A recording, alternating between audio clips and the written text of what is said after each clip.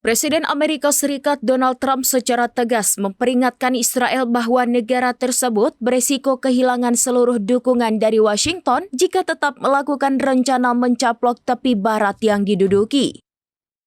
Dalam sebuah wawancara eksklusif dengan majalah Time yang dirilis pada Kamis 23 Oktober 2025, Presiden Trump mengkritik keras kebijakan ekspansi teritorial Perdana Menteri Benjamin Netanyahu, menyebutnya sebagai kesalahan besar yang dapat memperburuk citra Israel di mata dunia.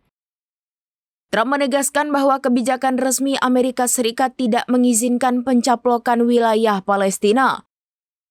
Ia menyatakan telah berjanji kepada sejumlah negara Arab untuk menolak langkah tersebut.